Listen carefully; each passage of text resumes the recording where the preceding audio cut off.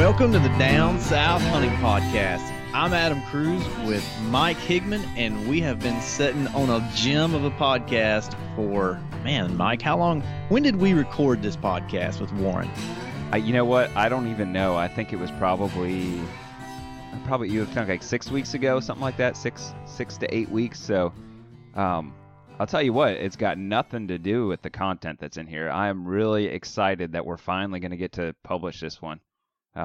It's Warren Womack is a guy who, you know what? Let me get this right for the beginning. It's Warren Womack. We got to get that right. I feel like we've been saying it wrong too long. But anyway, Yes. Warren is a guy that we've been wanting to have on for quite a while. He is a southern hunter from Louisiana, and he's been getting it done for over 50 years. He's 74 years old and is still out there every season hunting like crazy. And Adam, let me tell you, it's been a while since you listened to this, and I just went through editing it, and it's just so much good content. I think I could listen to Warren talk for hours and hours, and we did get to Yeah. multiple hours. We did. This one's going to be pushing 2 hours. But And we do a some lot of really good stuff. editing. That's one of those things pushing out here a little bit later is because it was a long podcast. And we had some other stuff that we had to get out in the meantime. So, you know what? And I listen to a lot of podcasts, and I feel like the content out there has been a little bit dry. So I think this is really good time to get out there. This is going to be a really good episode. So I hope everybody enjoys it. It is something that it might not be like full of tactics and strategies, although there's stuff mixed in there everywhere. For sure. But Warren is just one of those guys where you can just listen to him talk about hunting. So, this might not be one where you got like 10 minutes to run to the store that you're going to listen to real quick. Yeah. This is like, you got a nice long drive, or you're at work, or, something you're going to have in the background. And, man, like I said, I could just listen to Warren talk for hours about hunting. Yeah, and I definitely foresee us having Warren on again to have a part 2 to this discussion because honestly, it was so good and it just felt like we needed probably to stop because we were at that couple hour mark, but we could have just kept going. And I wish we would have, honestly. Well, I think it was pretty late. Yeah, it was getting late. It was probably past midnight. Which does seem to be a trend. We're getting real close to midnight here, so I give you credit for bringing it in that intro, Adam. Well, that was a little bit of I had to put a little extra gumption in there.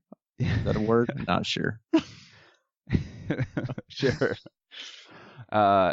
So anyway, one thing that does make this really timely, though, is we did talk some with Warren about the fact that he hunts with the saddle as well. And we just talked to those tethered guys last week. And I know you went ahead and made the jump. I know you ordered one already, right?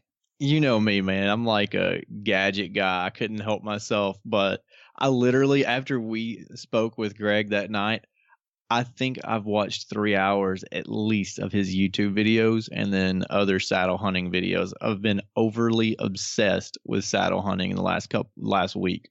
That's pretty exciting, man. I tell you what, I'm gonna go for it too. That's gonna be my my early birthday present. I'm gonna get one of those saddles as well.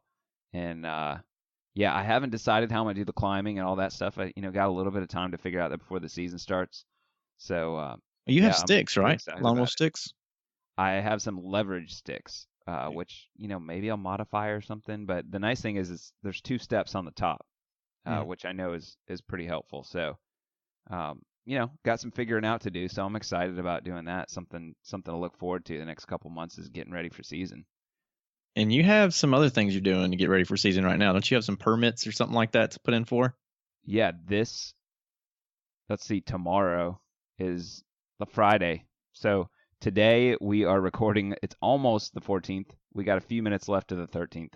So if you are one of my Florida hunting, I was going to say brethren, I want to include ladies in that. So sistren, but Good try.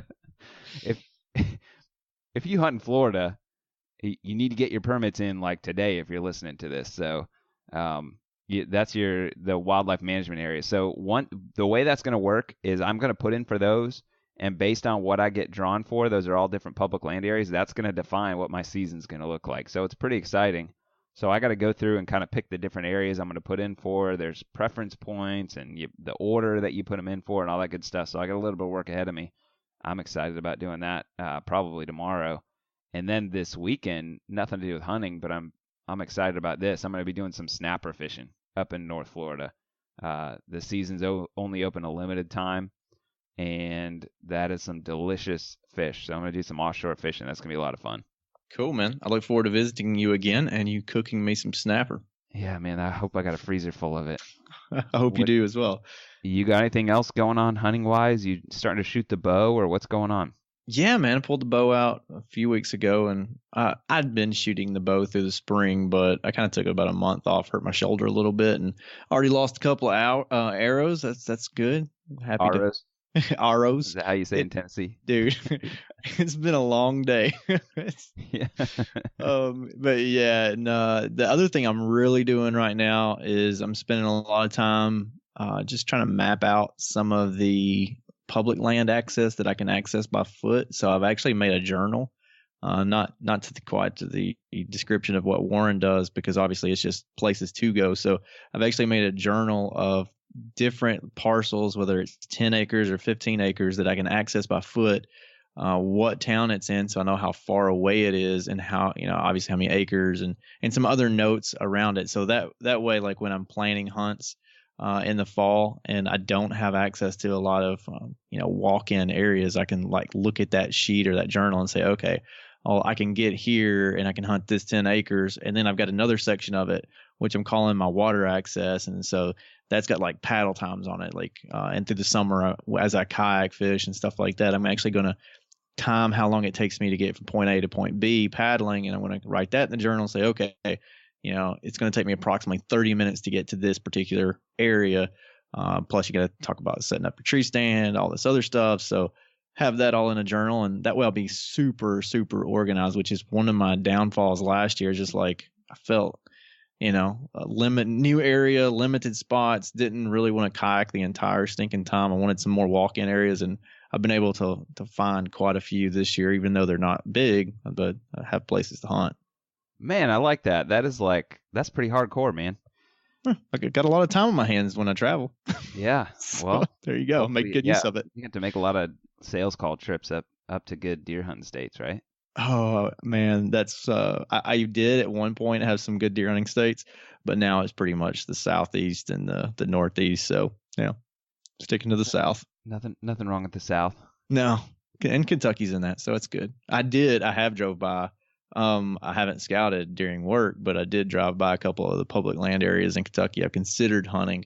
And I will do that in the summer. I'll actually make some time after work and take my own vehicle and kind of go out there and do a little, maybe some spotting, some glassing, as they say out west from the road. Well, you know what, man? We told each other before we started this intro we're gonna keep it short because we got a good long episode with Warren Womack, so we need to let the listeners get to it. Let's do it. One last thing. We didn't talk about this ahead of time, but I tell you what, Adam, I believe in the power of prayer, and the Down South Hunting Podcast has some cool stuff going on right now on the table. So you know what, listeners, just if you don't mind, give us a minute and just shoot a prayer up for us, and we'd appreciate it. I believe that'll make a difference. So that'd be really cool if you do that for us. Yeah, and you could also subscribe to the podcast. That'd be good too. Well, that also helps on a do both. That's right. Yeah.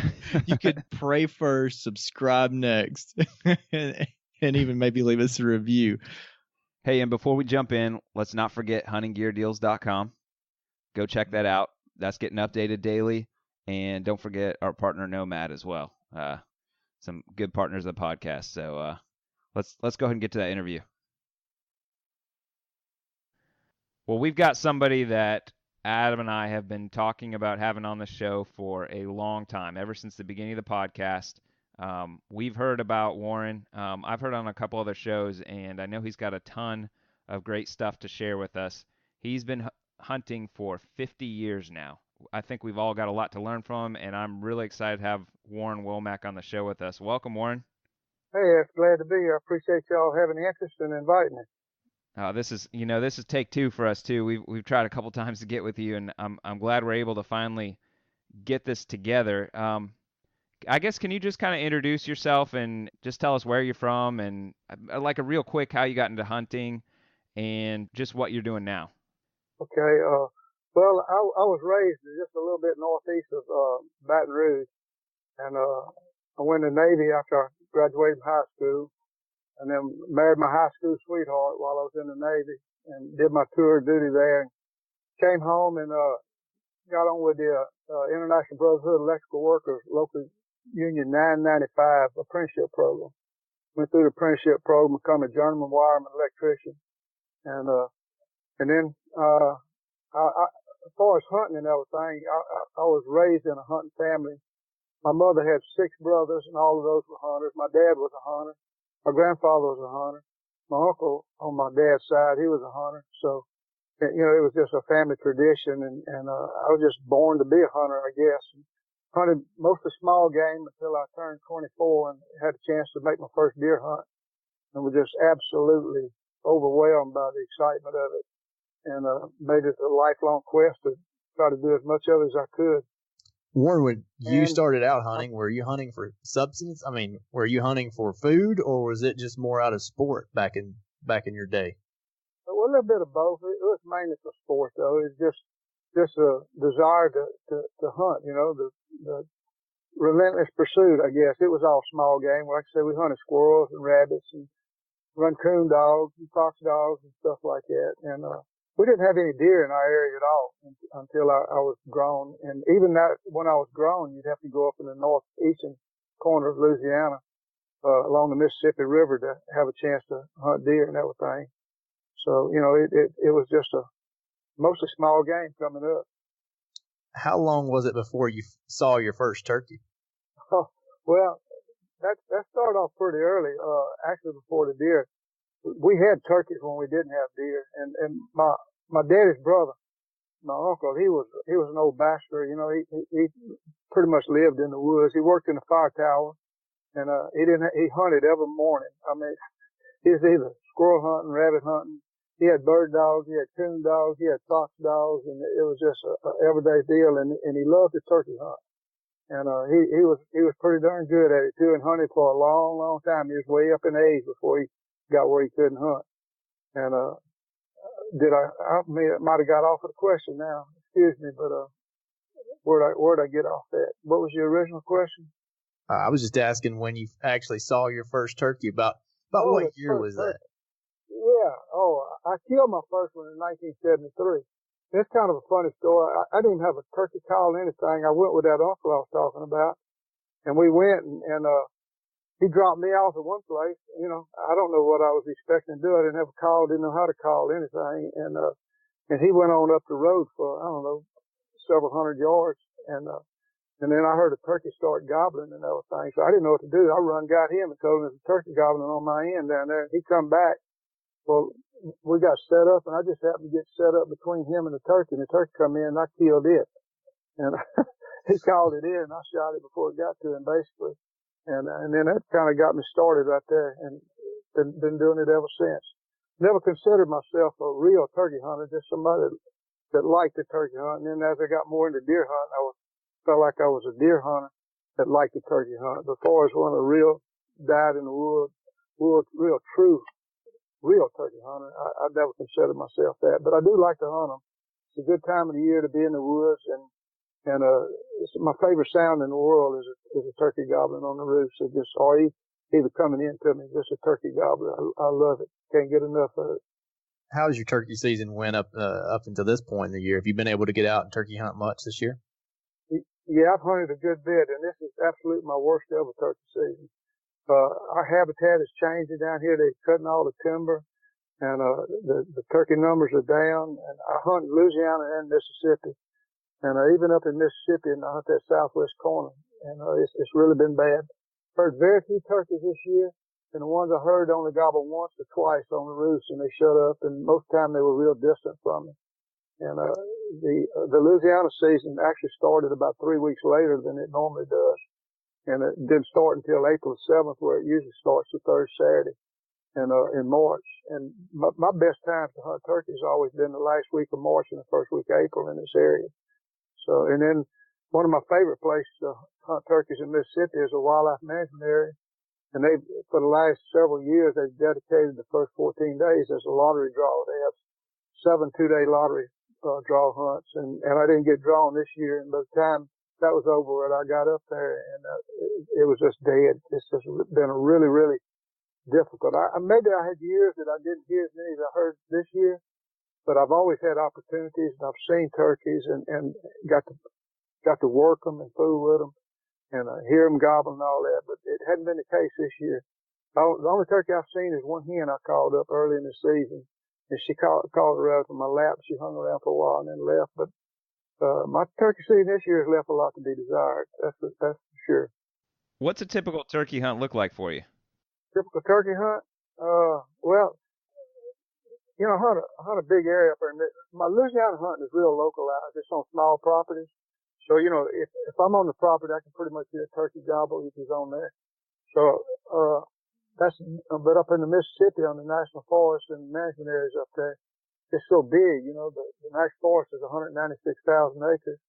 And then part of that 196,000 acres is 2 designated wildlife management areas. And the one I hunt best is like 16,800 acres. And it's got a good road system in it. So what I'll usually do, I'll get up there before daylight. And I got pretty much hunted so much, I know I have designated listening spots. And I'll drive to a place and get there before first light. And I'll listen for a little while. And if I hear a turkey gobble, and if he's close, I'll go to him. If he's real distant, I'll go to the next listening spot, see if I can find one a little closer to go to. And then as soon as I get one I hear that I think is within range, I'll go to him. Or if all of them are far, I'll go back and go to one I think I got the best chance to get according to the terrain and the environment and everything, where he's gobbling at, how it's set up and everything. And if all else fails, I just go to where I heard one the last time I was up there gobbling, go in there and set up. And I try to make about 3 different sets in the morning, and I don't hunt as late as I used to. I try not to wear myself down. I don't have the stamina that I used to have when I was younger, so I make a short afternoon hunt, and then I'll just go to the house. I used to go up there and stay for 3 and 4 days at a time, spend the night in my truck. But now that I'm older and my wife needs me at home every night, so I just drive up there and until around 4 o'clock, something like that, and come back home. So, but my morning hunts usually, I got 3 setups, and then the evening hunt, 1, possibly 2, and then I go back to the house. And I used to run and gun real hard, and I probably walked off and left a lot of turkeys that came to me after I left, and I just didn't give them enough time to come to. But now that I'm older, if I make a setup, I stay there for at least an hour and a half, probably 2 hours, whether I hear anything or not. I'm just giving them a chance to come in. Are you basing these setups off past experience, or what are you looking for when you have these 3 setups in mind? Well, hunting the small places in Louisiana, the small properties, private properties, I'm limited on where I can set up at, and I go by. If I don't hear anything, I'll go to where I've heard them before and worked them before. And on the National Forest, so it's so big, I can cover so many different areas. If I don't hear anything, I'll go to where I heard one before, or I'll even go try a new area just to see if I can bring something in. I just keep trying. In those National Forest areas, you don't have the fields and pastures like you do in private lands. It's all woods, and where I'm hunting at, it's pretty good hills and ravines and gullies and switch cane on them and stuff like that. So, it's not like going sitting in a pasture and waiting them to come out there, and feed or whatever. It's really hard hunting. That's what Adam does, right, man? You just go sit on a pasture, wait for him to come out. I kind of was before this year, and now I no longer have any pastures to hunt. I used to have a great place, about 1,000 acres private land, Middle Tennessee, with just loaded with turkeys, and this year I didn't have access to that, so I've been hunting some new public land, and for the most part it's only accessible by water, and I'm sure you can imagine the difficulties that comes with, but I've been spoiled the last couple of years, and I'm having to get back into the public land game. So anyways, that's my complaint for the night.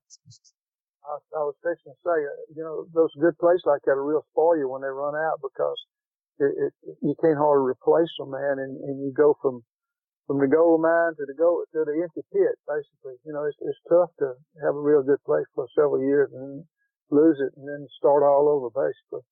One of the main themes I see amongst really good turkey hunters, I mean, even deer hunters that kill big bucks, is you have to have turkeys to kill turkeys. And if you don't have a bird to work, then, you're not going to kill any turkeys. So I think part of my strategy next year is just finding more places with turkeys. Obviously, do a better job preseason scouting and locating birds, and that should fulfill, a better turkey season in my eyes. I got all the other ingredients, I believe. I don't consider myself a terrible turkey hunter. I'm not the greatest turkey hunter, but man, you got to have turkeys to kill them. That's right. Yeah, you're absolutely right. And you can take just a rookie turkey hunter and put him in a real good area that's got a lot of birds and everything, and he'll outshine a real good turkey hunter in a limited area, where you don't have hardly any, like what I've been hunting. Not that I'm a good turkey hunter, but I have had some poor opportunities. And look, I got one place in Louisiana, that was going to be my money hunt right there. I've been waiting on it. And the season opened on a Saturday. Well, I didn't hunt it that Saturday or Sunday. I hunted up in Mississippi. And then Monday morning, I said, man, I'm going to be there. So I got there before daylight, boy, and I'm in a prime listening place, and all of a sudden I hear a turkey gobble to the northwest, and then one gobbles to the southwest, and he's closer. And I said, there he is. And then I get all my stuff up, ready to walk, and it turns 7 o'clock, and the loggers crank up on the other side of the turkey, exact same bearing. I was hearing that gobble. Man. They had a logging operation opened up on the other side of it, and then the machinery sounded like it was in my lap. It was so close, boy. And look, so that ended that. And they still cutting right now. I went and checked on them today, and they're still in their logging. So I don't know. That's one of my better places. I really depended on it. Warren, the more I hear you talk, I just keep coming up with more and more questions. I can't even keep track of them all in my head. Adam, I'm just giving you a hard time about the turkey. We all know I haven't even killed a spring turkey yet, so I can give you a hard time about those field birds. But Warren, I wanted to ask you. You mentioned your first bird was with your uncle. Do you ever hunt now with a partner when you're turkey hunting? Very rarely. I had one guy we used to hunt a little bit together, but only one person can shoot the turkey. And I like to be that person, real kind of selfish.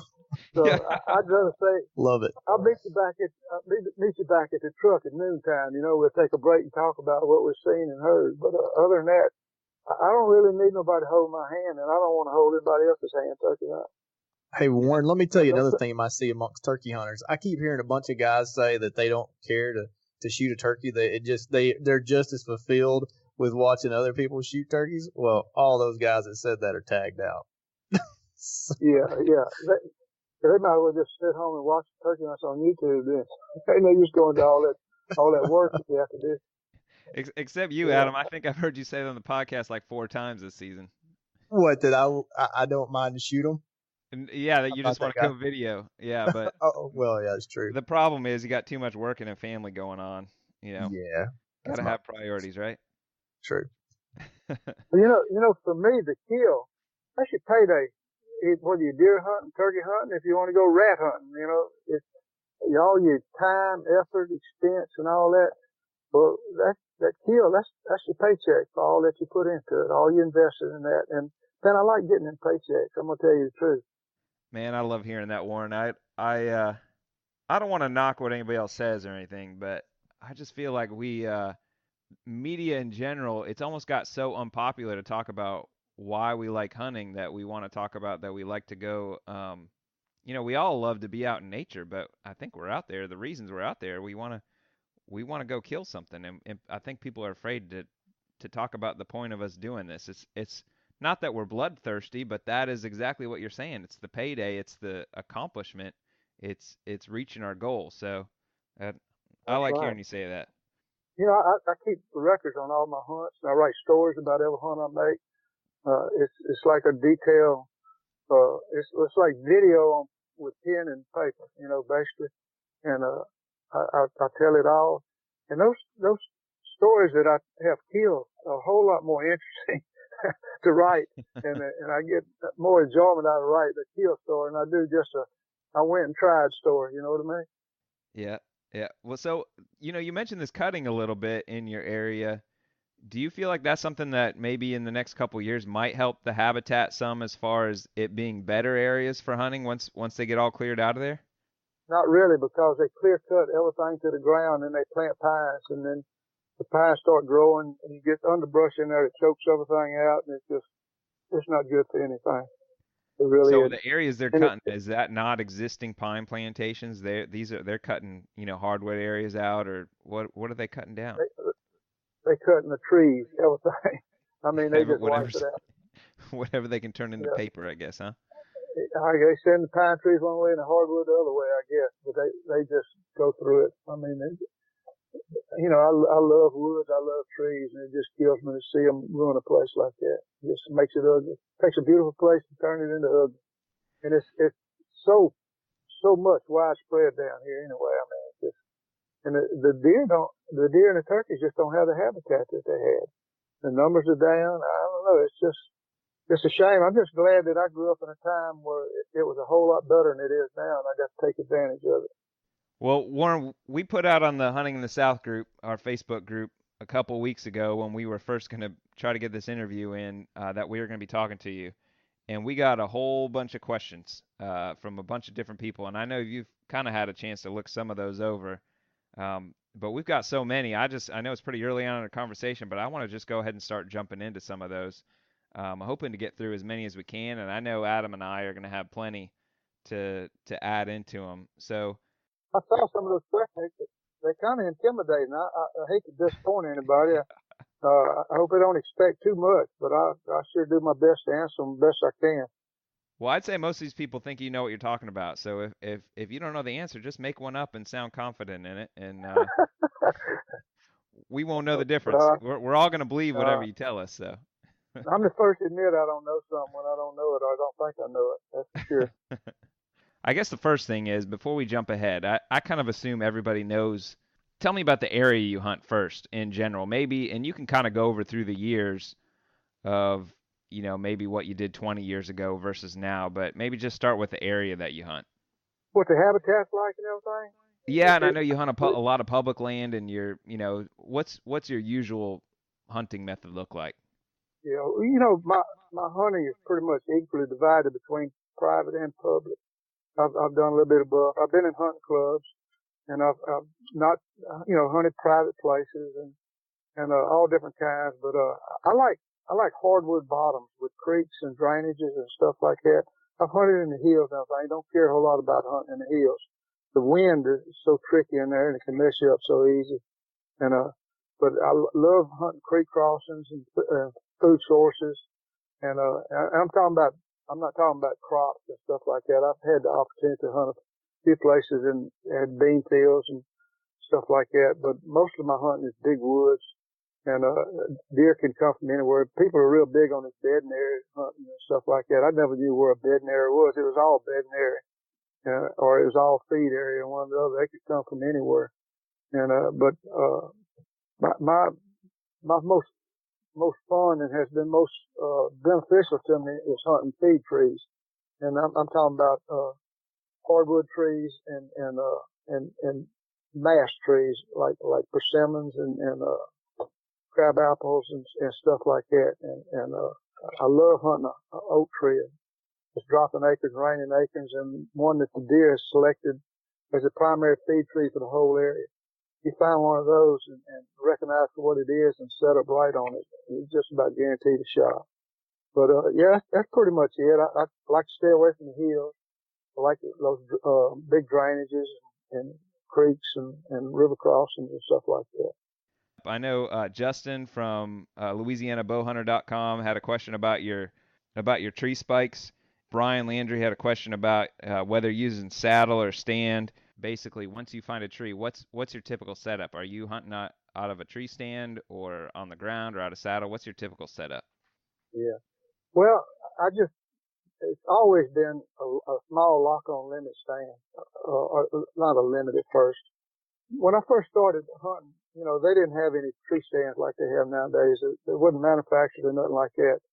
And I guess I started off with a ladder stand. The first thing I ever used, a little homemade ladder stand. And then a guy I knew, he developed probably what the first lock-on stand is ever made. A guy named Donny Davis.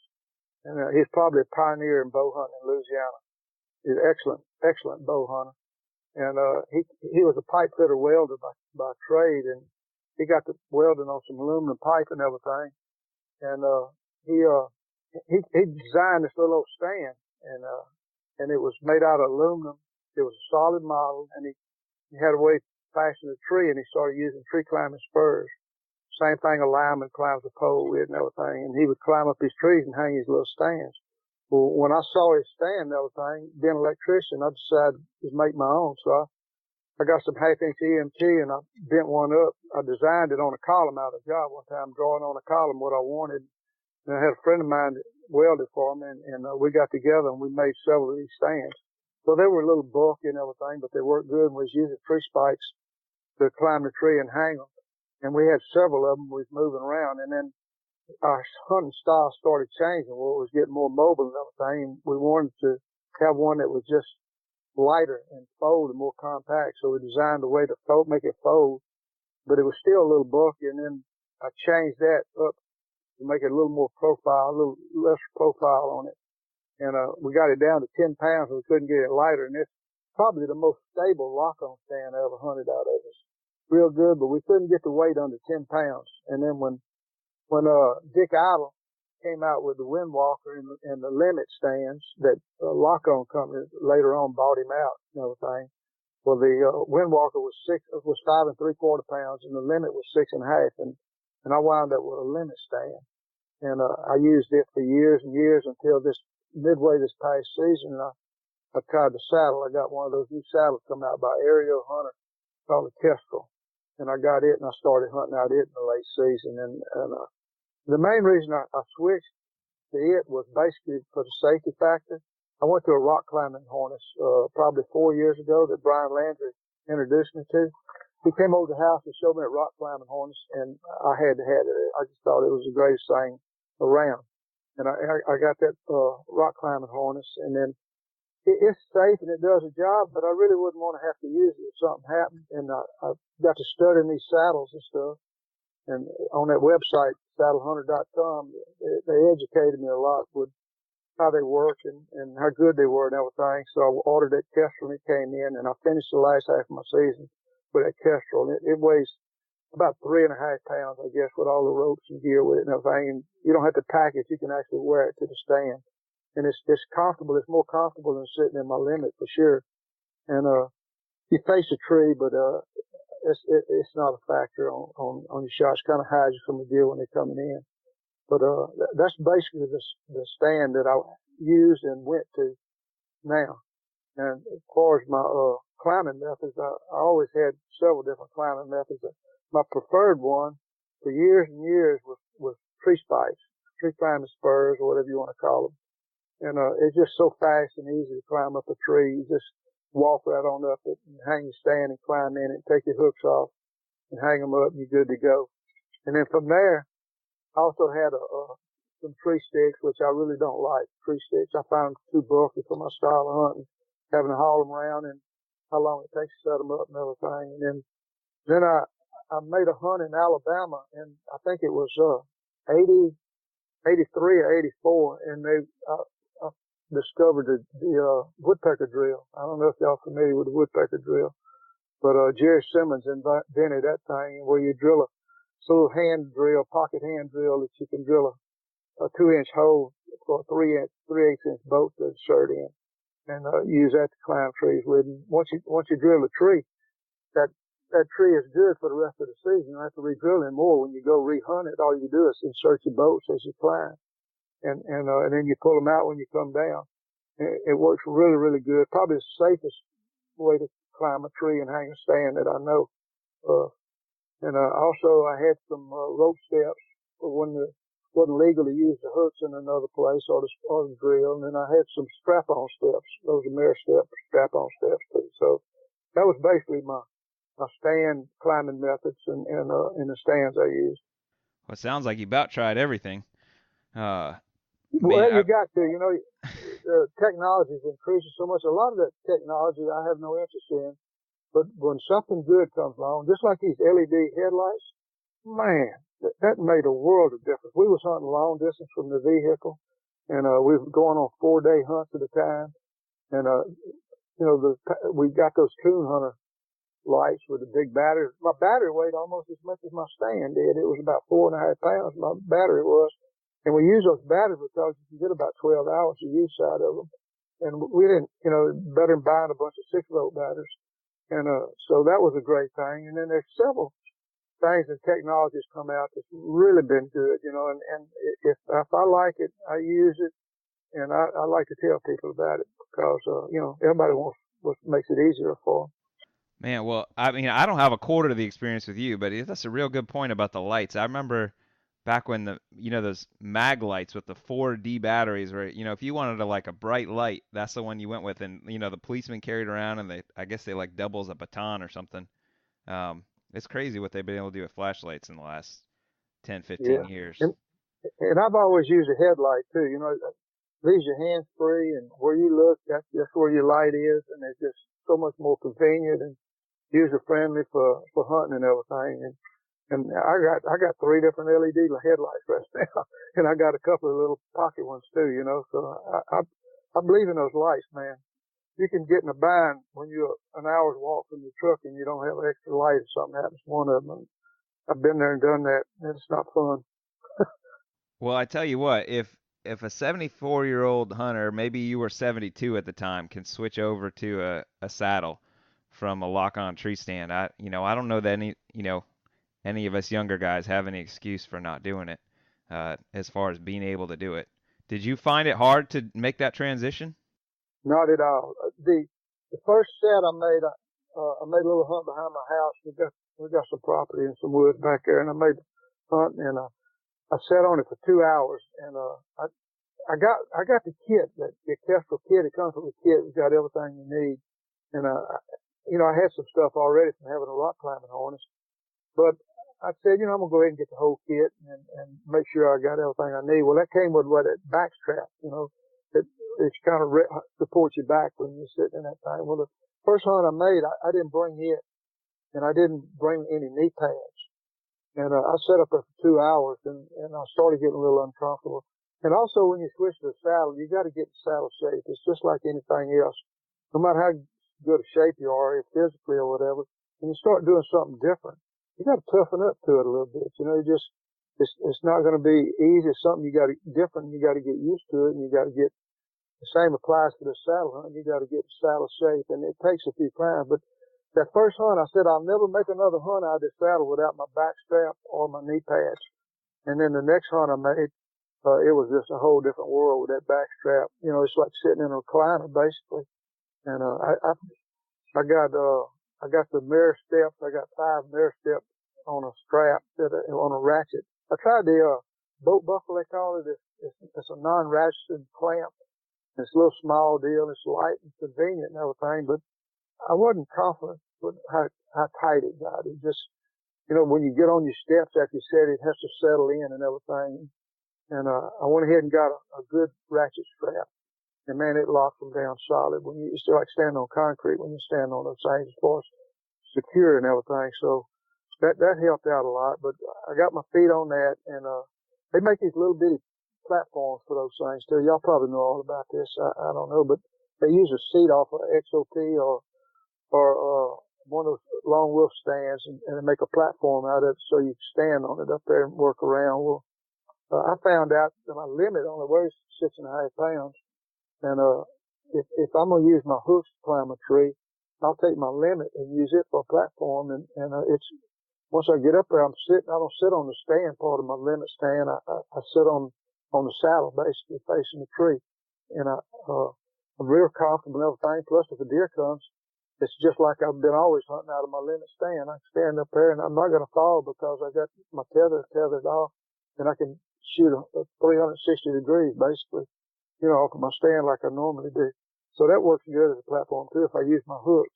If I don't use my hooks, I use my Woodpecker Drill boats, or, like I said, well, that's the only way. Or I can't use my hooks and everything with the straps. I hadn't figured out how to take them off and on once I get up there with them yet, but I'm gonna work on that.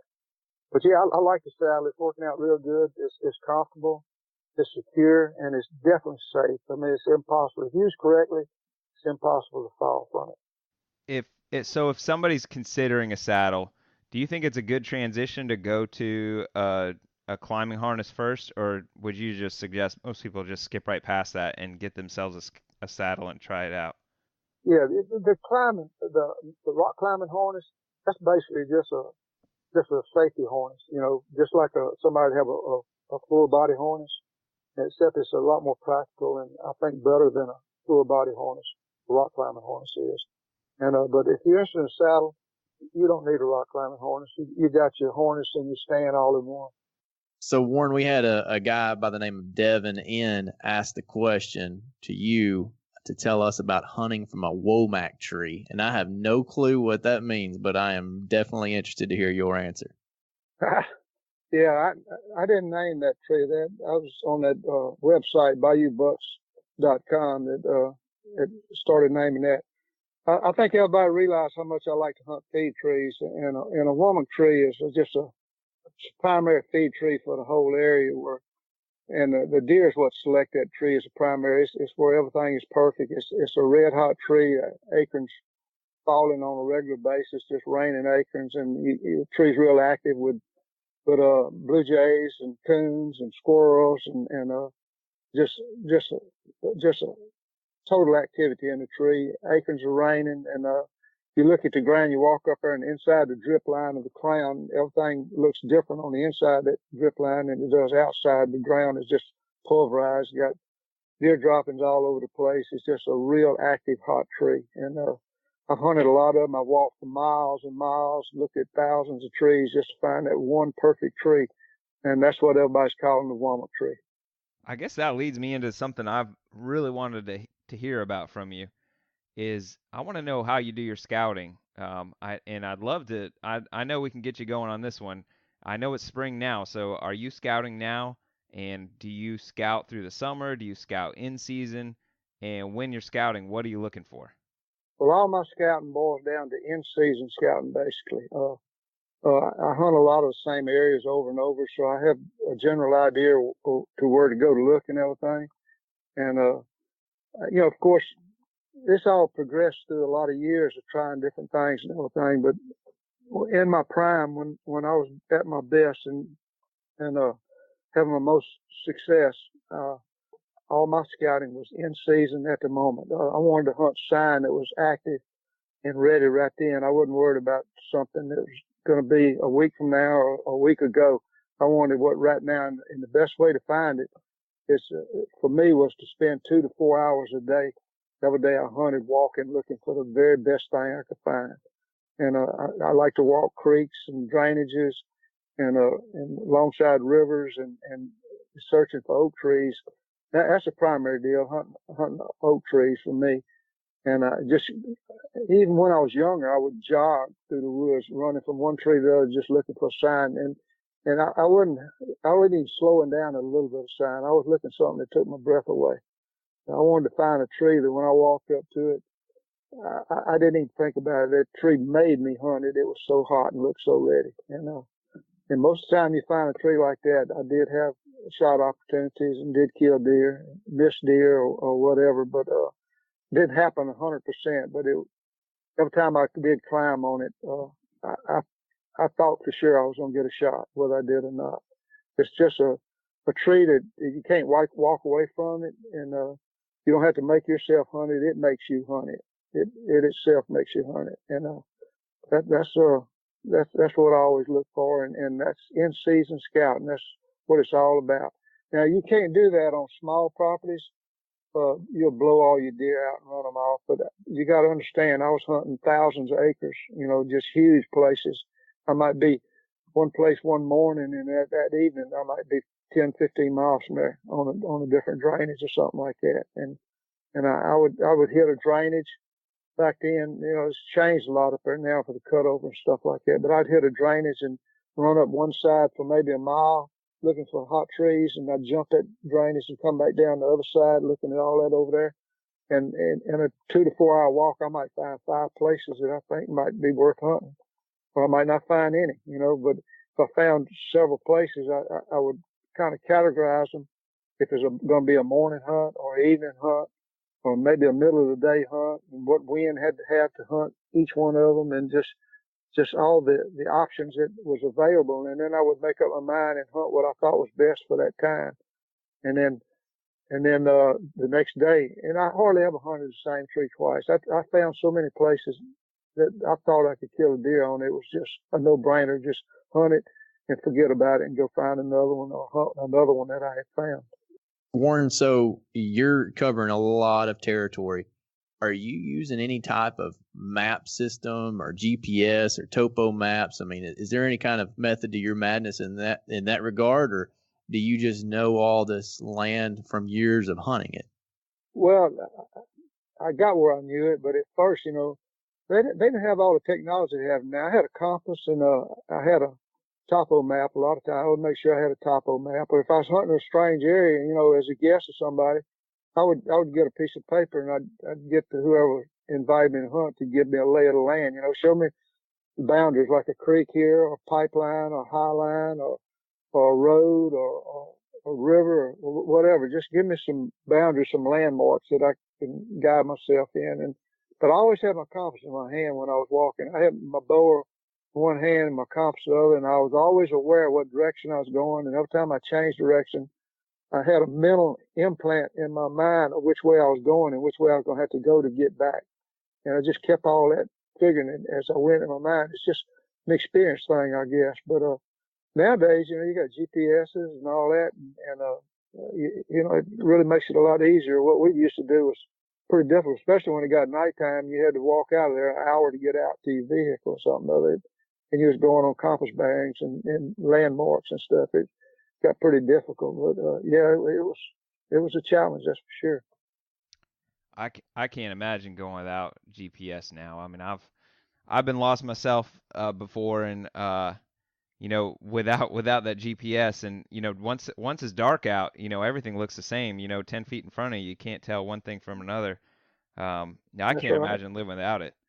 Yeah, I got my first GPS in I think it was '99. I got a Magellan GPS 315, and as an electrician, before GPS ever come out, anything back in the '70s and '80s, I always thought it'd be really cool if you had some kind of transmitter you could put on your dashboard and plug it into a cigarette lighter, and it'd send out a signal. Yeah. And if you had a receiver, you'd have it in your pocket, and when you get ready to, it'd be like a compass almost with a needle. And when you get ready to come to the truck, you pull it out and turn it on, and this needle, like on a compass, would point back towards your truck where that signal was coming from. I said, man, that would be the coolest thing.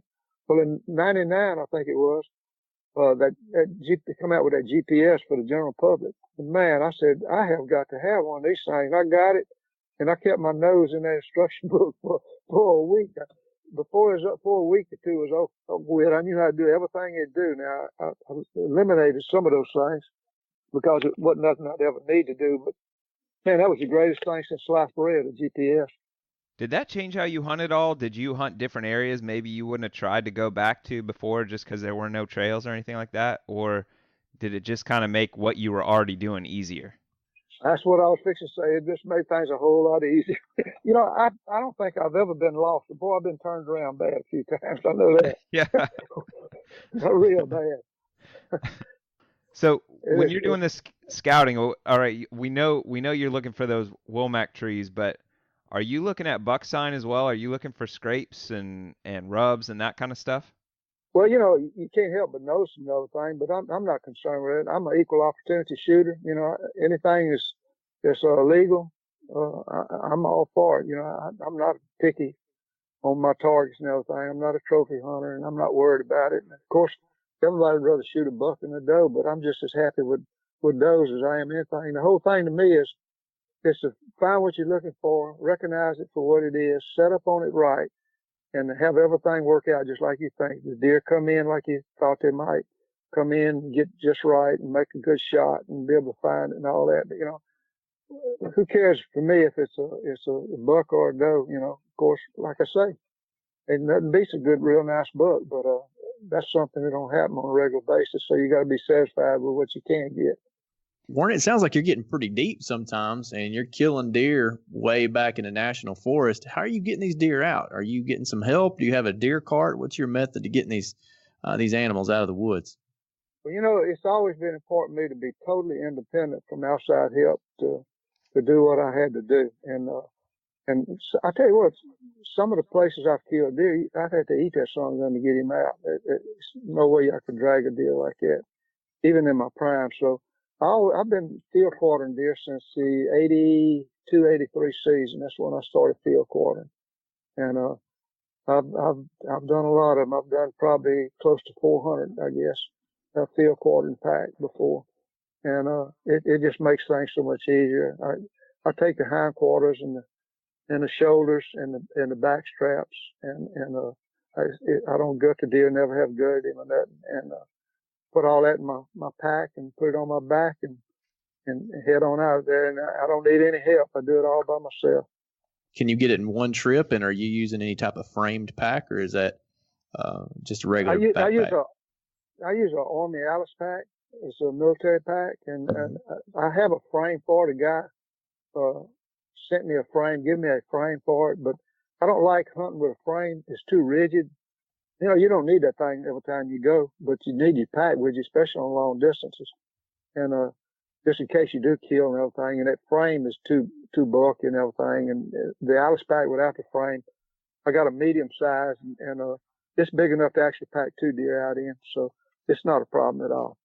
Brian gave us a whole bunch of softball questions for you. So, one of those goes right along this. He wanted me to ask about your worst pack out. Oh, yeah, it was pretty bad. I went into an area one time, and this was like a 1.3 miles from my vehicle, and something like that. And I went in there and crossed this creek and crossed another creek. Got in and had a select cut over in there. It was growed up pretty good, and I went in daylight before I evening hunt. And I was hunting with a compound bow at this time before I went back to a recurve. And anyway, I went in there and this cutover, it was select. They had a bunch of nut-all oak trees, and this was late season. It was I want to say it's December when I did this. And I got back in there and I was going from nut-all tree to nut-all tree looking for a real primary feed tree or something that was really hot. And those nut-alls were real late dropping acorns. And I got there and I found one back there. Well, it's thick in there, but in the daylight I could kind of pick my way through these different tangles and stuff as I worked back in there. And I got back there and I found that tree, and then it just took my breath away from me. It was just an awesome spot. The wind was good, and I had a good downwind tree I could climb and get up in there. So I went ahead and set up on it. Got set up about, I'd say, real early in the afternoon, 1:30 or 2 o'clock. And I saw 23 deer off of that stand that evening. I had my video camera with me, and I was videoing deer coming through and all that. And I had a real nice 8-point. For me, it's real nice. Probably a lot of people wouldn't thought it was very nice, but he was top of the line for myself back then. And he came through, and I had to take a long shot at him, about 30 yards, 35 yards, I think it was. And it looked like my arrow was going perfect, and it just seemed like it just drop out and went under it. And he scooted up about 25, 30 yards, and he stopped, and I could still see him. And all of a sudden, his knees buckled, and he just dropped down out of sight. I couldn't see him where he dropped down at. And I said, dang, I must have hit that thing. And then I had some does come through, and they went over there, and they saw him, and they spooked and run off. So anyway, I got down and I always carry a video camera with me since 1991, and I did some show and tell video with him, and I took some pictures, set my tripod up, and I got a little mini tripod with a timer on my camera back then. This was back in, I don't know, it was in the late 80s or early 90s, something like that, I guess. No, it had to be in the 90s because I started filming in 91. So it was in 92, 93, something like that, or maybe 91, I don't know, early 90s. And anyway, I got him, after I did all that, I field quartered him. By that time, it was dark, it was dark. And I had my headlight on and everything. I started trying to get out of that cutover. And that light reflecting off all that thick stuff, it blinded you. And I couldn't see where I was going. I had a compass bearing. I knew which way I had to go. And it was like taking 2 steps forward and 1 step back. And it was just eating me up trying to get out of there. And finally, I broke out of that cutover. And I said, man, I said, it just wore me out. And I said, I got to take a break. I didn't want to I had the deer in the Alice pack. I had the head cut off, and I hold on to the horns, and I had my stand on top of the Alice pack, and boring the head in one hand. And I got to looking for a place to sit down. They want to take all that stuff off because I had to put it back on. And I saw where they had logged in it. They cut the top out of a big tallow tree, and a big tree, and they took the log out of it and left that top. Well, that top was resting where the base of the top was about, I don't know, hip high on me. I didn't realize it, but it had a fork in it. Anyway, I backed up to it and got up on my tiptoes and kind of set up on that log and kind of scooted back on it. My feet were just hanging. And I leaned back on the log to rest the weight I had, the bag full of the buck and the stand on the log, and took some weight off my shoulders. And I sat there a little while, just catching my breath and taking a break. And I shifted a little bit, and that sack and that stand, that pack and that stand, slipped down in the fork where that tree had forked. And it sucked me down and pinned my shoulders against each side of that fork. And I was so tired at the time, I didn't even think nothing, didn't care about it. But as I laid there resting and everything, it was settling more and more. And I got ready to get up. Well, I had that bag probably weighed 55, maybe 60 pounds, and my stand weighed 10 pounds, and my hooks were another 2.5 on there. So, that was a pretty good load that had me pinned down on that tree, in that fork. And I started to get up, and I couldn't get up. I tried to pull myself up. My feet went up instead of my back coming up. And I struggled, and it seemed like the more I struggled, the more that thing settled in there, and it pinned my shoulders down. And I was in a bind. And it done got late. It was probably about 8 o'clock at night by then. And I was by myself. I was, probably a mile and a half, not quite a mile and a half from the truck. Had 2 creeks to cross. And I said, man, I'm in a bind here. And I kind of panicked a little bit and got to fighting, and it just settled in more deeper, almost pinned me down more. And so I rested a little bit, and I said, you got to get out of here. There wasn't but one person in the world could ever found me to start with. That's my hunting buddy, and he wasn't hunting with me that day, and he wasn't on that trip. And I said, man, you got to get out of here. So I took my right arm, which was the strongest arm. I started pulling on the straps. And I had 2 straps. I had the Alice pack straps, and I had the stand straps. And I kept pulling on them and stretching them and pulling and gaining a little bit of slack. Oh, at first I was going to cut my straps off. But my belt knife had slid around, and it was down in that fork, and I couldn't reach it. I couldn't get my hand on it. So that's when I started pulling on these straps. And I don't know how long I worked on it. It seemed like forever. It probably wasn't that long. But finally, it loosened up enough where I was able to get my arm out and free. And man, I jumped up off that stuff. I said, I ain't ever doing this again. And I got loaded back up there, and I had to put all the stuff back on, loaded up. And I went on out to the truck, and everything became normal right then. Man, but that was a tough pack out right there. Did you sleep in the truck that night? I did. Yeah, I did. I've had a lot of tough pack outs. I stuck a spike in my leg one time, walking with my hooks on. We'd be all night to tell you all the different stories I got, but I jammed a spike in my leg. You know how you're walking and your toe catch a stick and the other end is in the ground and it trips you up, and you're already leaning forward as you're walking. Well, I don't ever walk with my hooks on, but I made an exception this time. I found a tree. The wind wasn't right, and I was trying to cut deer off going to an agricultural field, and the wind, I couldn't get the trail right for the wind. And I finally said, well, I got to get in a tree. And I put my hooks on, went to climb, and I looked over at another tree, and I said, well, that might be better. So I walked over to it, and it wasn't better. And then I said, well, I'm going to go check this one. And then that's when I tripped, and my right gaff drove down in my ankle on my inside of my left ankle there. Penetrated my boot, and it actually cracked the ankle bone there and everything. So anyway, that wasn't fun. So I pulled my foot out of the boot, and I had a Band-Aid in my wallet. I put a Band-Aid on it and put my boot back on and climbed the tree and hunted. And actually missed a deer. I was so glad I missed that deer. When I tried to get down, that ankle had done swole up and got stiff. And I had to put them hooks on and had to climb down that tree with a broke ankle, basically a fractured ankle.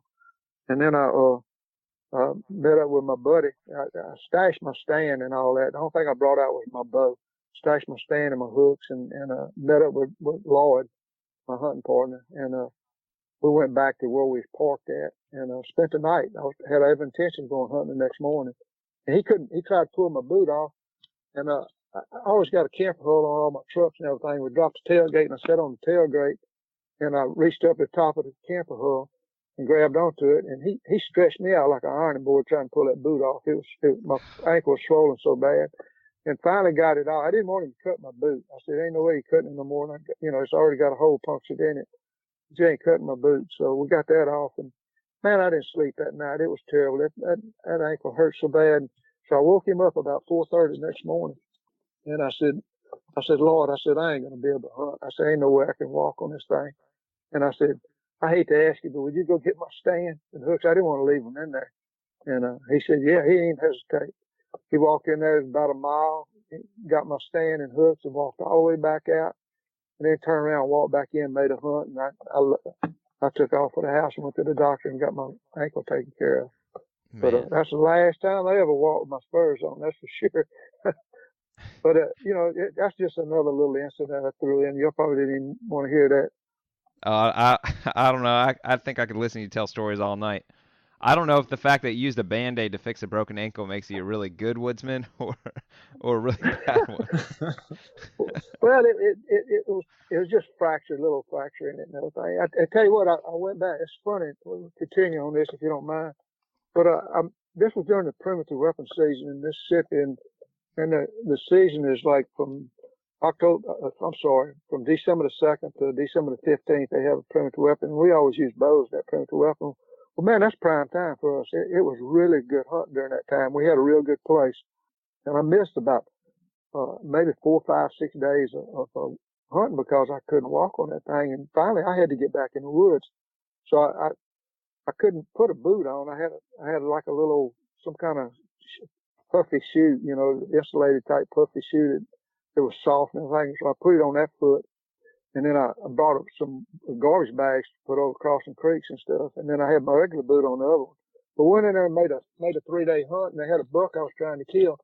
And I saw him every evening, and each day evening I'd move over to him, and it was kind of a pre-rut was going on, and he was running does a little bit.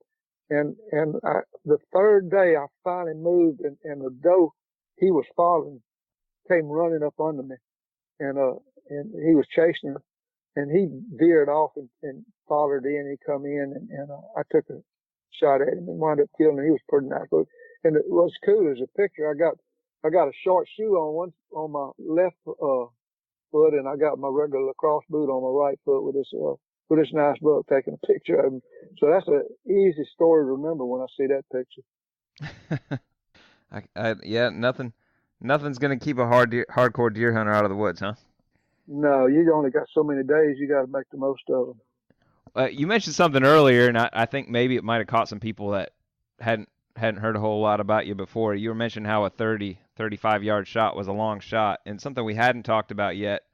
And I had several guys on the group ask questions. Vernon B. and Zach S. and Jesse C. all asked questions about you shooting a trad bow. They want to know basically what's your bow setup. What kind of airs are you shooting? Is shooting a trad bow better for the South? Well, when I first started bow hunting was 1969, and actually, yeah, 69. And the only bow you had choice of was a recurve or a long bow, so I had a recurve, and I hunted with it until 75. And they had a guy call me, and he had said he just got his hands on 3 compound bows. He had a little backyard archery shop, and he wanted to know if I wanted one of them. He was keeping one, and one of them was spoken for, and he knew I hunted a lot and wanted to know if I wanted. I'd never seen one before. I'd never touched one or anything. I saw them in magazines and stuff, and I said, yeah, I want it. And I got it 3 days before I made a trip to Colorado, and instead of taking my recurve, I took a compound bow to Colorado, and I hunted with it, a compound bow with it, through the 92 season and 93 season. I went back to a recurve. And for my first recurve to go back, the one I'd had before, it was gone. I don't know. I didn't have it anymore. I didn't have a recurve anymore. And so I ordered one out of a catalog, and it came in. Well, I got it right after that 82, 83, 81, 82 season. I got it right after that. So I had all summer to practice with it. And I shot it so bad. I was shooting aluminum arrows. I had to go buy a metal detector to help me find my arrows and everything. But by the time the season got started, the 93, 94 season, I was getting the hang of the game. The first time I shot a recurve, we used sights. Everybody used sights back then. And this time I was going to shoot instinctively.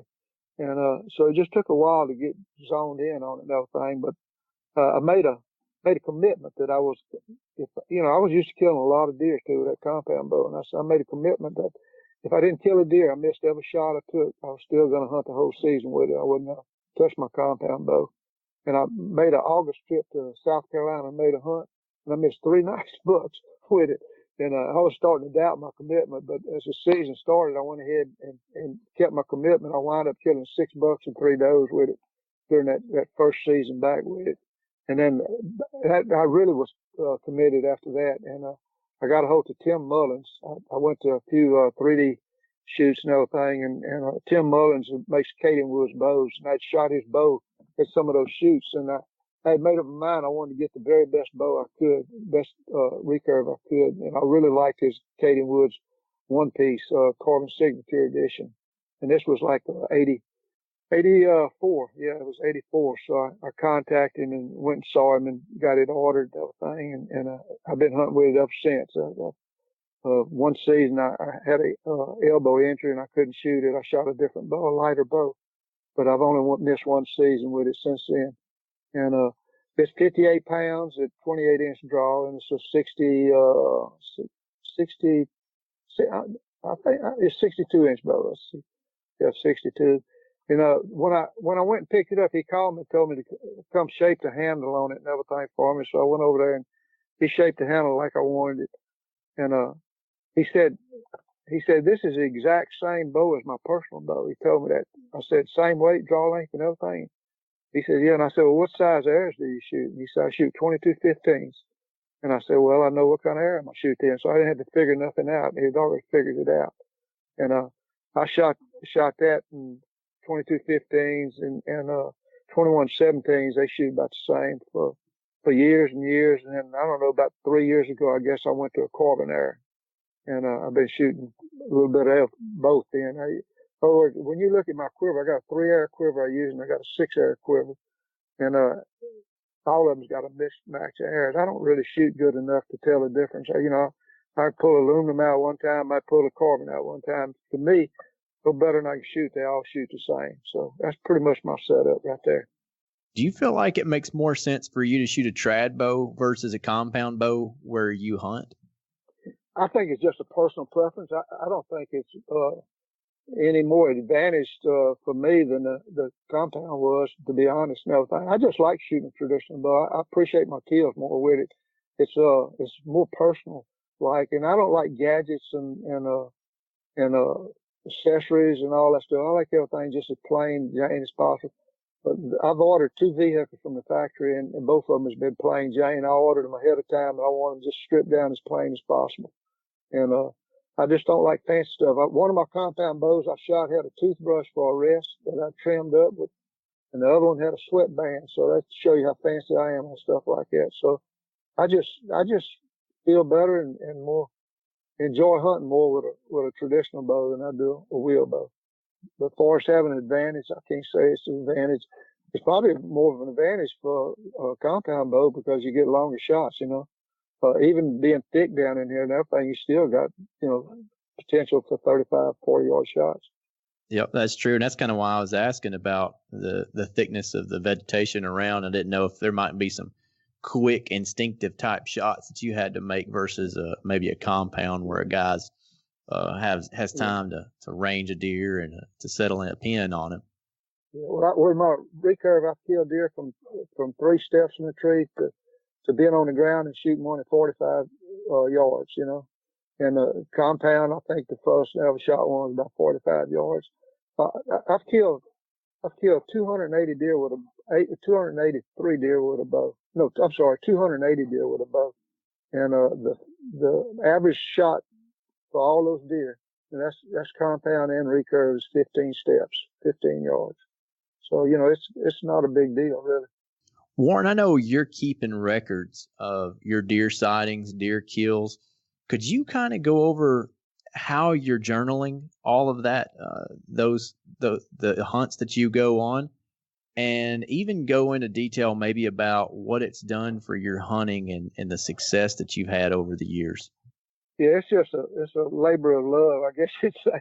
When I first started off, I wasn't as detailed as I've gotten, in the years and everything. The first 7-8 years, it was real basic, but I got different stats I keep, and if you got time to listen, as I'll tell you, the first thing I got is each kill. I start off with kill number 1, which was gun kill number 1, and it was I got the date, I got the time, I got what it was, a buck, or if it's an 8-point, 5-point doe or whatever. I have what method I was using, like area, trail, water oak, persimmon, whatever. And then I got how far the shot was, and I got how far the travel was, and where I was hunting at, with the area and state. And I got all my gun kills in black ink, and I got my bow kills all in red ink. And then the primitive, I put blue, it's a bright blue ink for those. So when you look at all my writings and records and everything, it's obvious what is what between the bow kills and gun kills and the muzzleloader kills or whatever. And so that's one thing I got like that. And then another thing, I'm turning some page. I brought my book just in case you ask this, so I can be more detailed and accurate about it. Yeah, and then I got my methods of kill. That's another thing I keep, and it's I don't know how many it is. It's quite a few different ways that I've killed deer. Just a general area or flow area or funnel area, stuff like that. I've killed, and I keep the numbers of them, how many I kill with a gun and with a bow. And then I've killed like water oaks, red oaks, cow oaks, nut-all oaks, white oaks, shoe-marked oaks, cherry bark oaks, honey locust bean trees, trails, walking persimmons, wheat fields, food plots, cut over, creek crossings, cornfields, soybeans, actually dogs. I've killed deer that wild dogs were running, never hunting dogs, but wild dogs, and the ones I've called in. And then I got that's my methods of kills, and then I got my annual bow and gun kill totals. And when I got my first year was 1968, and I got October, November, December, January in total. And when I kill a deer in October, I write down how many November, how many December, January in total. And that goes all the way through this past season from 1968 to 2017. And I'd give you one good year here. This was a good year right here.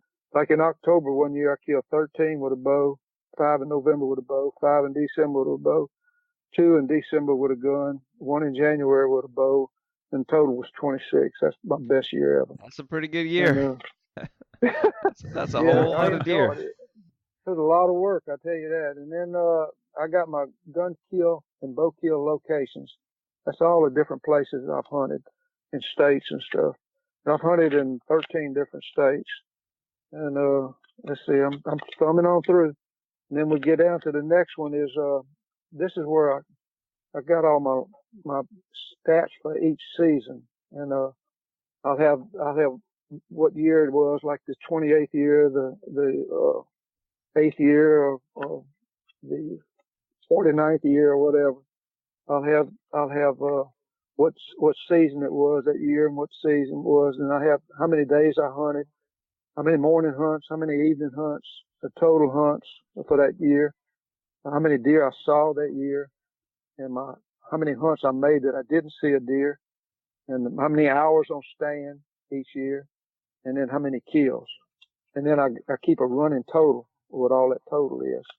And it's a bunch. Like the total right now, are you interested? Do you want to hear what the total is now or not? Yeah, Definitely. I think we'd Yeah. have some upset listeners if we didn't ask you that. I'd like to hear average Okay. days in the field as well.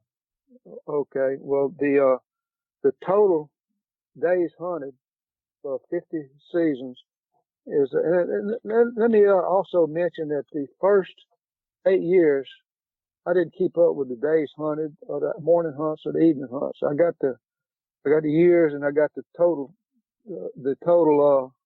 hunts. No, I don't have that either. I just missing a lot of information on the first 8 years. So this is less 8 years. And, I've hunted 2,240 days. I've made 1,358 morning hunts and 1,819 evening hunts for a total of 3,411 hunts. And I've seen 6,362 deer off stand. And I've had 1,754 hunts I didn't see a deer. And then I've got 8,565 hours in a tree stand. And then I've killed 383 deer. So that's my overall deal. Is Then I that got to just keep up deer with, hunting, or that's including turkey and small game and other stuff too? no, that's just deer hunting. That's just deer hunting right there. Man, And I just see, did when some I quick first, math on that. I came up with 81. I guess that'd be 81 hunts a year. That's pretty good. yeah, I stay busy. And And then think about that. That's like what? That's a bunch of years. I mean, that's years. Well, that's over well, 42 years. I took out the first Yeah. 8 years and took his 3,411 and divided that by 42, and that's what I got, about 80 hunts a year. Man. yeah, well, that's about right. You got 4 months to hunt, so that's a lot of, that's what, 4 to 30, that's 120 days you could hunt, huh? Well, I know you got I know you got a real good wife for several reasons. And one of those has to be helping you cut up all those deer. She does. She's 50-50 on processing deer. That's for sure. Yep. She's I heard you 50-50. tell a She's right story there about with you me. dropping some off while you're out of state. Yeah, that was bad. Yeah, I sent 3 with a friend of mine. Well, actually, it was her cousin. I said, keep one of them and bring 2 to the house. And I'm gonna see if I can add to the pile. And so anyway, he brought all 3 to her. He didn't keep one. And we had 3 small kids in, and I think I killed 1 or 2 more and come home with that. And boy, when I got home, she let me have it. I'm gonna tell you, she told me I better not ever do that again. She had 3 small kids. She had to take care of them. Plus, she had to put up 3 deer by herself. And needless to say, it never happened again. I brought multiple deer home before, but I always came home with them. She don't complain about that. But at first, when I first started, I didn't hardly keep up with any of my gun hunts. I was real lax. I wasn't interested in gun hunting. That was just something on the side. I was really locked in my bow hunt. So I got a special deal for my bow hunts from the first year in 1969 all the way through 2017. And I keep up with how many hunts I made for each one of those years and how many shots I get and how many hits I get and how many finds. And I got all the percentages on it. Well, I say all. I quit keeping up percentages about 2001. My deer hunting really took a nosedive starting with the 97 season. My sightings went down, my kill opportunities went down. It was a combination of several different things, but I kind of lost interest in keeping the percentages up. And so 2001 was the last year I kept percentages. But like I say, I kept up with how many hunts each year, and I used bow hunt, not all gun and bow, just bow hunts and the shots and the hits and the recovers. And then my favorite, and the way it helps me share pictures and stuff like this is knowing on each day of the season what different years I killed deer on. And I got it's like October, and I got 1 through 31 days, and every deer I killed on October the 1st, I make note on this thing here, just for example, October the 1st was kill 1 in 78, 82, 85, 91, 99, and 2013. So I've killed a deer, at least 1 deer, in every day in October except for 1. That's at October the 21st. Man, I've shot deer, I've missed deer, I've hit deer, I haven't recovered deer. I just can't kill a deer on October 21st. So like Like October 17th, I've killed 1, 2, 3, 4, 5, 6, 7, 8, 9, 10 on October 17th. But I can't kill one on the 21st. And then I do that same thing for November and December and January. And that's pretty much my basics. And then I got a graph showing all my kills, how they go up and down, through the years. And but also it's the writings. I got a story, just like an article on every deer I ever killed wrote. And it was all handwritten until 2001 or 2 when I got a computer. And then I started transferring all my handwritten stuff to computer documents, and then everything else was done on the computer for my stories and recordings and all like that and everything. But I got notebooks from the very first deer, bow and gun, all the way. It's like volumes. I got about several books with it just filled up and all that. I got all my bow shots. I started keeping up with my bow shots from the first year on. It was really important to a shot and everything. When I first started bow hunting, I read an article, which they didn't have many back then, and it says when you gun hunt, you count your kills. When you bow hunt, you count your shots. Now, all that's changed since then as the bow hunting got more popular and more techniques for it and information and everybody's improved so much on it, and this improves. So that doesn't really account like it does before. But when you first started and everything, it was true. You want to count your shots and not your kills. Y'all got me rambling now. I'm sorry. I didn't mean to be just rambling. That's okay. I think we could just probably listen to you all night. We got so many questions left. I'm gonna try to get a few more things in, and we might just have to have you back on. So one thing I'd like to address on one of those questions, I read them and everything. Yeah. And it's Brian Landry asked me about the something about the rules change or something of it.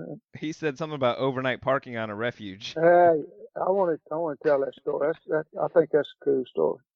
Do y'all want to hear it? Absolutely. All right, let me tell you what the deal is on that. Let me see where I got. Okay, in January the 5th, 1988, I was hunting up at Tensas River National Wildlife Refuge up in northeast corner of Louisiana, and I was up there for 3 days. I'd hunted the third, fourth, and third, fourth, and fifth, and sixth. I was hunting 4 days up there, sleeping in my truck. Well, the first night up there, I'd slept at my hunting partner, Lord Foreman, at his house. He lived up there about, I don't know, just 200 yards from the National Wildlife Refuge, and I'd slept in my truck in his front yard. And then he had to go to work. He got called to work, so I didn't want to stay there with just his wife there, even out in the yard. So second night I parked, and they had a no camping rule in there, and the regulations and everything. There's no camping allowed. And so anyway, I found they had a check station that was across the Tensas River, which was outside of the boundary line. And I just backed up to that check station and spent the second night there. And then the third night, I was on the other end, on the south end of it, and they had a check station there, but it was just inside the boundary line, about, I don't know, less than 10 yards inside the boundary line. But they had, the roads were real turtleback, and they didn't have any, it was just ditch and turtleback road. There wasn't no place to pull off the road right there. And so anyway, I just backed up that third night. I just backed up to that check station. It's a little metal building, all it was. And like I say, I was 10 yards inside the boundary lines, and I climbed in the back of my truck and got in 2 sleeping bags, real cold that night.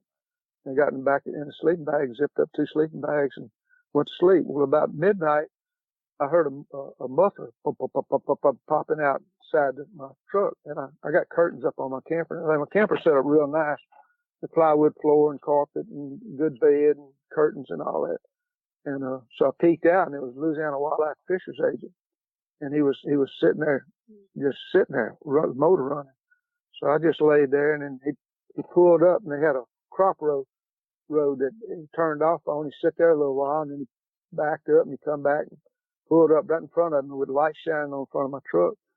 And he got out and he walked around. He started knocking on my back window, where my camper hull window opens up. And he said, "Wildlife Fisheries agent, open up." And I said, "Okay."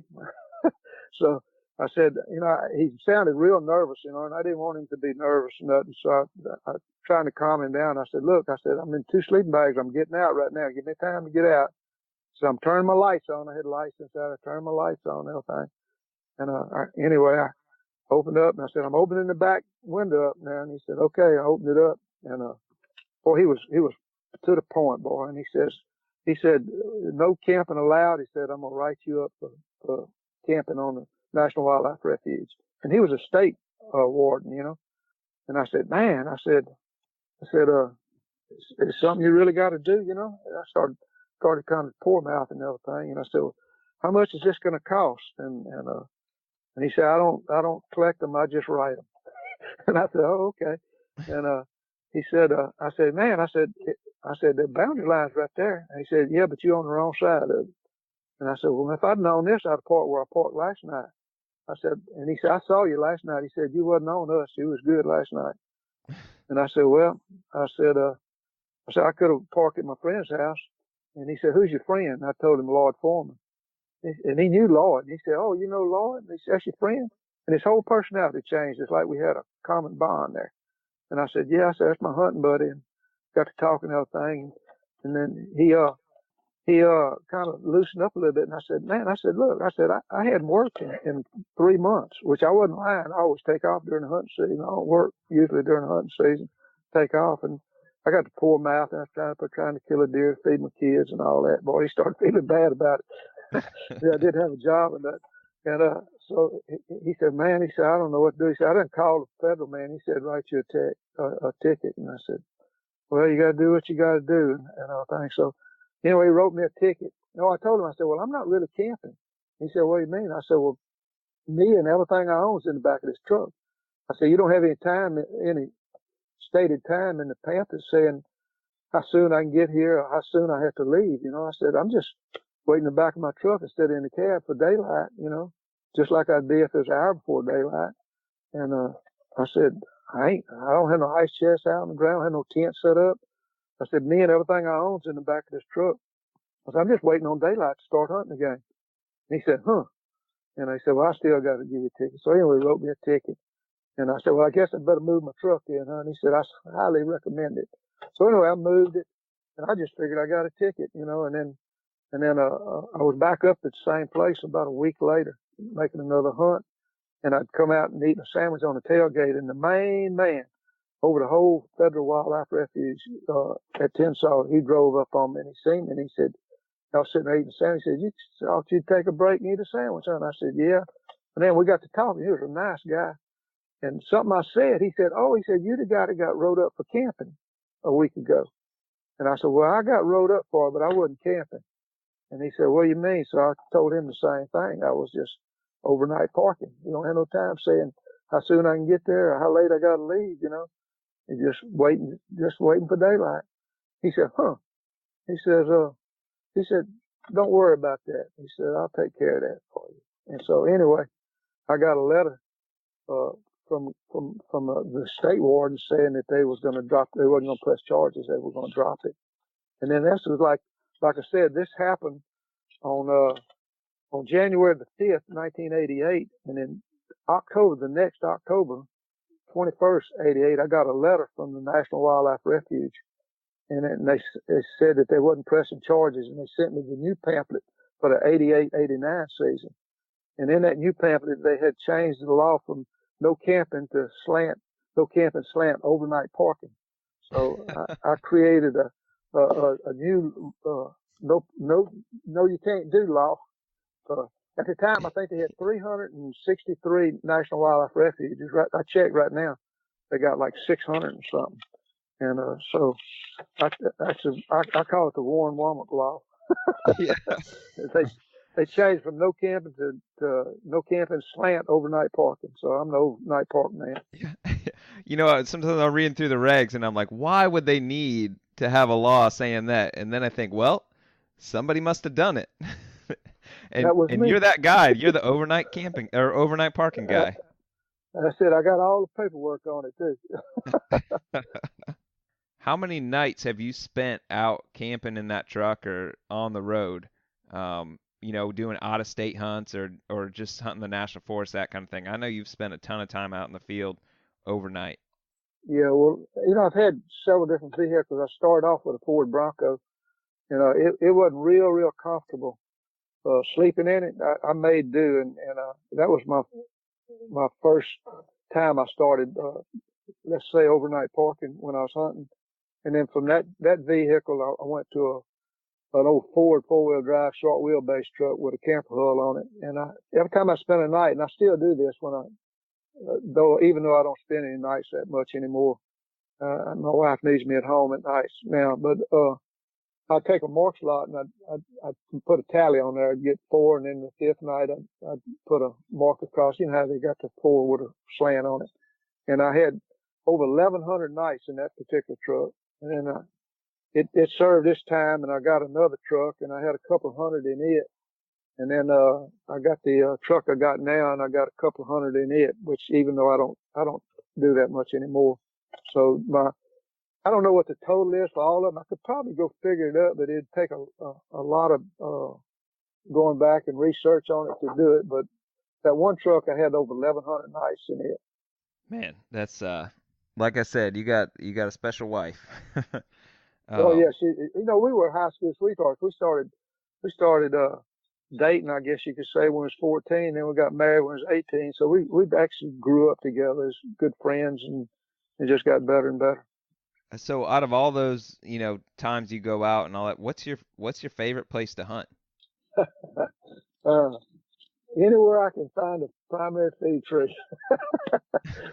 That's the short answer. I don't know. I just like to hunt anywhere. My favorite hunt is to go somewhere I've never been, and just get everything I need everything it takes to go in there and find what I'm looking for and recognize it and set up on it and have a deer come in and make a good shot and find him and totally independent of outside help, be able to process that deer and get him out by myself. And that's what it's all about to me. Of course, I don't hunt many places I had never been before now, but that was a real big deal for me.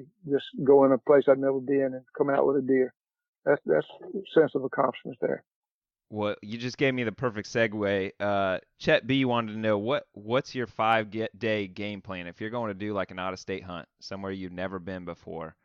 What are you going to do before the hunt, and then you got 5 days to, get in and out? Well, how's that work for you?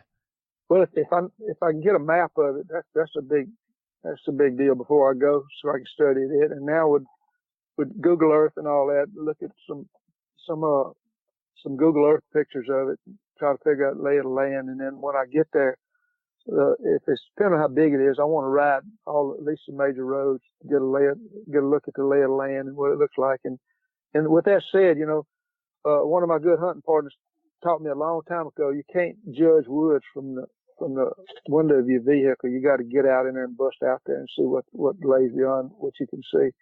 But still, you get a lay of the land looking at it, and then you kind of get familiar with that, and then just get a section that looks good. I like creeks, I like drainages, and hit that and start walking and just look. If you're going to be 5 days, it'd worth your while to spend 2 days just trying to get a feel for the place and find something good. It's like 2 days of scouting and 3 days of hunting. But you still want to do daily scouting all the time. You don't want to give up your daily scouting at all. That's daily in-season scouting. To me, that's the most important thing, especially in big woods where you're not spooking all your deer going all over the place. You can't do it in a little place, like I said before. If you got 5 days like that, are you hunting the same tree more than once, or you most likely scouting with a stand on your back and you're hanging wherever you're going to hunt right there? Yeah, pretty much so. Yeah, you're putting all your money on one bet like that. You're taking, the more you hunt a place, the least chance you have of being successful. So I would spend as much time as I can searching for that perfect spot and hunt it, and then try to find another perfect spot, and maybe give it a rest one day and go back. Every time you go there, them deer, you have a better chance of catching on. They catch on real quick. And a lot of this stuff, it used to be unknown knowledge, but with with the internet and social media and everything, everybody knows how you're supposed to do it and not do it nowadays. It's common knowledge. But when I started, man, you had to really earn this stuff the hard way. You had to learn it through experience. There wasn't no internet to learn stuff. Wasn't no storyboards or videos you could watch. It was just, if you wanted to do it, just get out there and figure it out yourself. Warren, how often are you running into other hunters, say, that's actually hunting in the woods while you're doing your in-season scouting? And has that ever been a problem with any run-ins that you've had? I can't say it hadn't ever happened, but it doesn't happen very much. In my prime, I hunted really remote areas, and it was rare to see anybody at all. I did, and then most of my hunting was during the middle of the week. I didn't hunt those public places much on the weekends. I didn't want to be in competing against other guys and stuff. I was real big on the middle of the week. Of course, I paid for it. I lost a lot of wages by taking off from work and everything, but I wasn't worried about work. I figured out a long time ago I never was going to be rich, and I never was going to starve to death. And my family had everything they needed and half of what they wanted, and I was going to hunt like I wanted to. I was a little selfish like that, I guess. Going back to your hunting tactics, Dwayne H. wanted to know how you hunt the rut. Do you have a different strategy versus your food sources during the rut? Well, down here in the areas I hunt, the rut is stretched out so much, and it's hard to find a peak in it. And I pretty much hunt sign, the most sign I can find at the time. And those make most of your sign, and the bucks are going to be after the does anyway, so it works out. I don't do anything special for the rut. Of course, I like it because the deer on their feet more. If anything, I hunt later in the mornings. Some of the better bucks I kill has been midday between 10 and 2. And when it gets rut time, I guess that's the only difference I do in hunting. I stay on stand a whole lot longer. And other than that, my setup's pretty much the same. So your records that you got there, do you have so you have each deer kill numbered? Do you have those like that? That's sitting there right there in front of you? I do, yeah. So I could just throw out a random number. You can tell me all about that hunt? Yeah, you can go out a bow kill number, a gun kill number, or just a consecutive number. Give me, you said 300 and something total. That's gun and bow, 383. Okay, how about 292 overall? Tell me about that hunt. Deer kill 292? Yeah. I'm putting you on the spot here. No, I don't have the story here with me, but I got the details. Yeah, just the details. And if you've been faking it all this time, this is where I'm gonna out you. All right. Deer kill number 292 was bow kill number 223. And it was Sunday, October 13th, 1996. It was 6:15 p.m. and it was a doe. And it was on a clear cut. It was a 10-yard shot. She run 40 yards. And I was hunting the Homestead National Forest. How's that? That's incredible. Adam, pick a number. Pick a number? Yeah, pick a number. 222. 222? All right, hold on. I got to back up. 222. Okay, that was actually deer kill number 222 was actually bow kill number 167. That was Thursday, October 3rd, 1991. It was 7:05 p.m. It was a doe. And I killed her on a trail going to a bean field. It was a 9-yard shot, and she ran 120 yards. That's incredible. I know this probably doesn't make like good podcasting or recording, but I don't know. I just think it's really cool that you can go back and have all that recorded. I don't feel like I have that in me to even record that much. See, if you was at my house, I could show you a picture, and since '91, I could show you a video of that deer too, and then I gave you a story to read about it. Wow, so that's pretty neat. See, I encourage everybody to take time to write it down. I mean, when you're young, you don't think about the future, and you're not going to be able, especially if you do real good and you're successful and you have a lot of success and kill a lot of deer, you're not going to be able to remember. And I can't remember them either until I go to this logbook and I take it and I have cross references to these dates and times and stuff, and then I switch over and look at a picture. And then since '91, I can go look at a video of it, and it brings it back. It's just like you just did it yesterday when you do that. So going back through all those hunts, I don't know if you can pick a favorite or a best, but maybe just give me one of the highlights, one of the deer that you're most proud of for any reason. Oh man, I'm proud of all of them, but some are a little more special than others in different ways and everything. I had a buck I killed. It was this this is the second to last day. I don't remember the number on it. I could tell you exactly when it was. Uh, oh man, here it is right here. Yeah, I found it. It was deer kill number 304. It was bow kill 234. It was January the 30th, Thursday, January the 30th at 1:35 p.m. It was an 8 point. I was on the ground scouting nut all oak trees, and I shot him 45 yards and run 170 yards. That was really cool.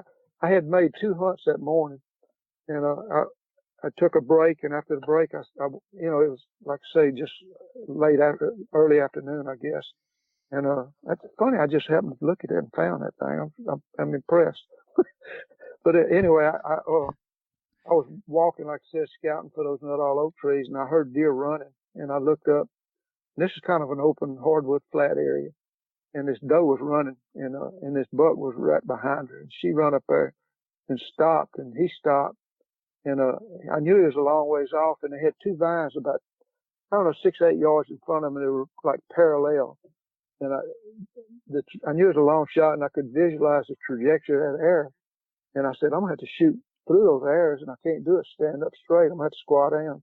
And so when he stopped, he turned and looked my way, and in one motion, I just kind of squatted down as I drew. I'm pretty much a snap shooter. I don't hold anchor at all. As soon as I touched my ankle point, it was gone. And that arrow it was a 45-yard shot, and that arrow just had a beautiful arc to it, and it just went in there and just dropped right in the pocket. And then he took off running. Man, I just couldn't believe it. I watched the arrow go the whole way, and it just was awesome for such a long shot. And to see the arrow flight like that and just drop in the pocket, and the deer run for a ways, and then all of a sudden it was like a big explosion. And I said, man, what was that? And then I lost him. I didn't see him anymore. But anyway, I, I, I had a good reference of where he was standing at, and I hung some toilet paper where took the shot from, and I stepped off 45 long steps to where he had been standing. And I said, oh man, I said, that can't be right. It can't be that far. And I just don't shoot that good. And so I stepped back off again. It was once again I got 45 long steps, and I went. The explosion I'd seen was he went across a slough. It was standing water there, an old slough, and he hit that slough, and he just had it's a huge splash that I'd seen. And then I found him about another 30, 40 yards past that, and that was real memorable. Buck, I got, like I say, all of them's got good stories. I remember details, and I got them wrote down. If I can't remember, I can read them and everything. But it's hard to single out one. I appreciate every one of them. I appreciate does, a lot of does. Does are a lot harder to kill than bucks. A good old mature doe. Those bucks, they stand out there. I've seen them stand like a statue for 30 minutes, not move, just checking everything out. And then once they were satisfied, they were safe. They don't look back. They don't look left, right. They just walk with their head down, just as comfortable as they can be. They're easy to shoot. And a doe, man, she's looking for boogers behind every tree. She's scared to death. She's so much active in the daylight trying to raise her fawns and teach them, how to get around and make a life for themselves. And so you get an old doe, boy, she's tough. She's hard to beat sometimes. You talk so much about, the numbers and how you like shooting deer so much, and it seems like today there's so much more focus on killing a mature deer and the size of the antlers and that kind of thing. Is that like a culture shift you've seen as time has gone on, where, maybe back when you were younger, it was, people brag about how many deer they could kill, and now it's more how old the deer is or how big the deer is, that kind of thing. Yeah, I think it's changed. My son told me that, before I even realized. He said, Dad, he said, people don't kill deer like y'all used to. He said, they don't understand that. He said, it makes you seem like you're a game hog or something like that. And I said, I never consider myself a game hog. I just consider myself a person who like to hunt and be rewarded for my efforts, with kills. But you got to understand, I'm getting a little notice because of the records I keep and the pictures I take and everything. But I hunted with some guys that were really, really good. Two guys in particular, one named Carol Horn, from Moss Point, Mississippi, and another named Lloyd Foreman from Mississippi also. And those guys are just awesome, man. I consider them a lot better hunter than I ever was, and they shot a lot better than me. They're good. And we hunted, and it was like a unspoken competition to see who was gonna kill the most. I guess it was like, I don't know. That's what you go out there to do, to kill something, and then when you do it, it's something to be proud of, and you enjoy it so much you can't wait to do it again. Warren, we had a question about trail cameras. I want to first ask, are you utilizing trail cameras to keep up with what game's doing in your area? And then are you seeing any type of disturbance in deer movement? If you are, in the last part of this question, I know it's a three-part, I'm sorry about that, but do you have any certain type of trail camera that you like to use that's least invasive to the deer? Yeah, I've got two of them. And I just recently got the second one last year. It's that new one that come out about $220 for Exodus. That's what it is. That's what it is. Exodus. And I got it, and I just use it to see what's in the area. Basically, I don't base any of my hunts on it. I don't plan any of my hunts for it and everything. Most of the pictures I get with it are nighttime anyway, and I put it over feed so I can see what's in the area. And a feed that I don't really hunt over. So, I just set it up maybe in a travel area, see what's traveling through there. But, I enjoy looking at the pictures and seeing, in fact, I killed the heaviest deer I ever killed last year. He weighed 250 pounds, and I had pictures of him, and I didn't realize, looking at the pictures, I didn't realize how big he was until I killed him. But the horns, it was definitely him and everything. But, I don't use them to base my hunts on where I hunt or anything like that. That's for sure. But it's fun having them and looking at them. Do you think they disturb the deer movement at all? I think those that flash, have a visual flash, do. I've noticed them looking at it more than the other ones. Now, this Exodus camera, they don't seem to even pay attention to it at all. They don't even know it's there. There's no visual brightness at all, for what it takes. It's just, you can't see any kind of flash at all on it. And I like that a lot. But I got that other one, a little cheap, wild game or whatever. I don't know what it is. It's wild game or whatever. But anyway, I paid $50 for it 3 or 4 years ago, and man, it does as good as any of them do. And it has a flash. It has a noticeable red glow to it. And I don't know. I'm not much on trail cameras, so I can't be a whole lot of help on that question, I don't believe. Well, I'm not too worried about if the poacher's sponsoring us. So I'll just say with that wild game innovation, if you got one that working good for you, then you must have been, you won the lucky lotto there. I've been having that thing. I've been having that thing for about 4 years, and it never fails me. It just keeps on going. I've heard a lot of bad things about it. I've heard about the same too, though, where some people swear by them because they've had one that lasts a long time. So it might be just it takes 1 out of 3 or 4 is a good one. I guess so. It takes real good pictures. I can't complain at all. Like I said, I just picked it up because it's so cheap. And like I said, I don't base any of my hunts on what I see on them or anything. So I got a couple last questions for you.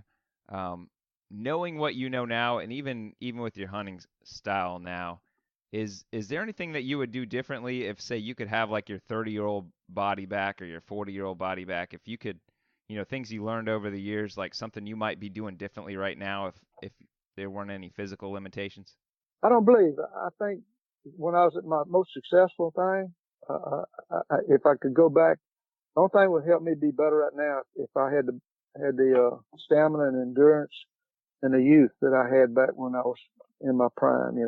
That's my biggest problem right now. I just don't have the stamina. I don't care how much you exercise or what you do to stay in shape. Everybody at some point in their age, it gets where you just can't do what you used to be able to do. And in my mind, I know what to do and everything. What made me successful was covering so much ground. And I can't begin to tell you how much ground you can cover in 2 to 4 hours of scouting.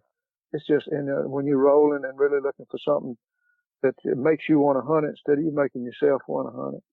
and just covered a lot of ground. I just can't do that anymore as much as I'd want to. Well, Warren, But I other than pray that, that when I'm 74, I'm capable of doing what you're doing and get out there and hunting and doing it myself. And well, I can still climb with hooks. I can, spurs, a woodpecker drill. I'm hanging in a saddle. I think I'm doing pretty good. I just don't have the stamina to keep going like that. One day I figured out where I scouted. One day I covered 12 miles on foot scouting for deer. One day, one time, just trying to find a perfect place to hunt. And that well was exceptional. I usually didn't put that many miles in scouting, but like I say, every day I hunted, I put 2 to 4 hours a day in just looking for that perfect place. what kind of advice do you have for somebody that might be just getting into hunting now? Well, if I always said if you got something you really like to do, if you're dependent on somebody else to be able to do it, you're setting yourself up for disappointment. Try your best to be as independent as you can to do what you want to do. Don't be dependent on somebody else. You're gonna wish you wouldn't. You're gonna miss out on a lot of stuff, and that's it. Well, that's some pretty good advice there. I think Adam and I probably could talk to you all night. I know maybe you get off track a little bit with some of these stories, but I just like sitting back and listening. You caught us off guard a couple times just because we get caught back listening to this. So, this might be something we need to do again. Have you back on and I just love hearing the stories from you. So I really appreciate it, Warren. Well, I enjoy talking with y'all. This is something I've done just about all my life, and I put a lot of time and effort into it, and I appreciate people's interest, and I love to share stuff. I've said it over and over again. I'll never tell anybody how they should hunt, but I'll tell them what worked for me in a heartbeat because I like seeing people being successful. Warren, I've really enjoyed the conversation, and I've enjoyed the stories as well. We definitely want our listeners to be able to find you on social media. If you could either let them know or just kind of drop us a hint to how to get there, but we'll definitely share it in our show notes where we'll link it to that.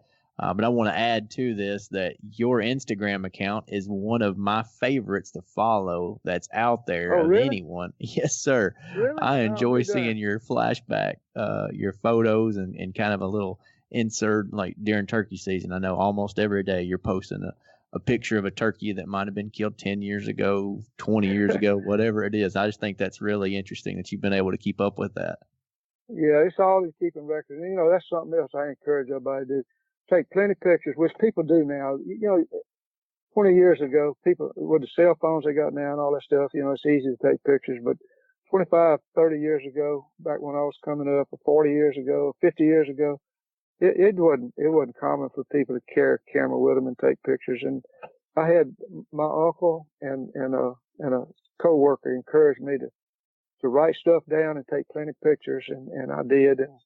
And since I've always took pictures, I had 35 millimeter camera, took a lot of slides.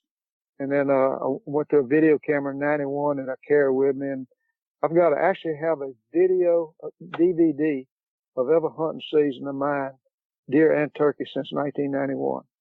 And, that's 27 years of videos of documenting each one of my seasons. And, I wouldn't take nothing for it. And I encourage everybody just to take pictures, write it down, take video, do a little show and tell with your kids, with your kills. Your kids will really appreciate it, and one time or another, maybe not interested in it now, but there'll come a time they'll be interested in it. And you can't remember this stuff unless you have a way of recording it, and it's real important, I think. And you'll never be sorry what you keep, and you're only limited by your imagination and stuff you can record.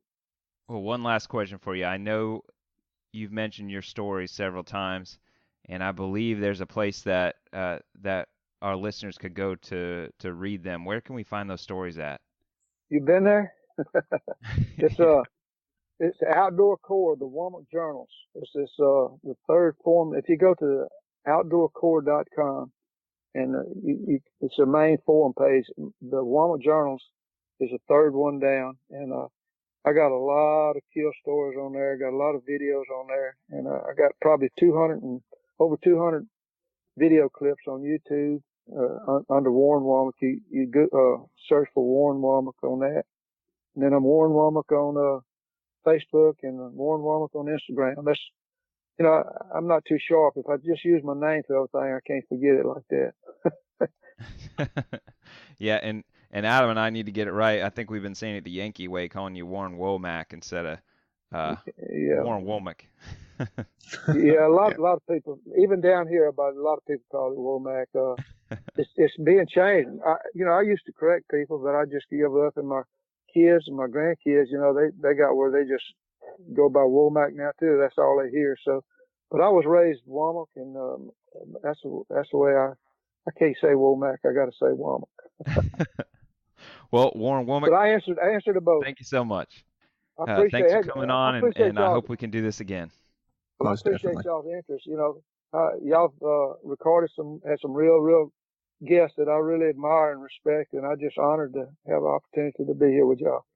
Well, it's a blessing to be able to do this. Thanks again, Warren. Thank you, and good night. Good night, sir. Have a good night. Thanks for listening, everybody. We're out down south.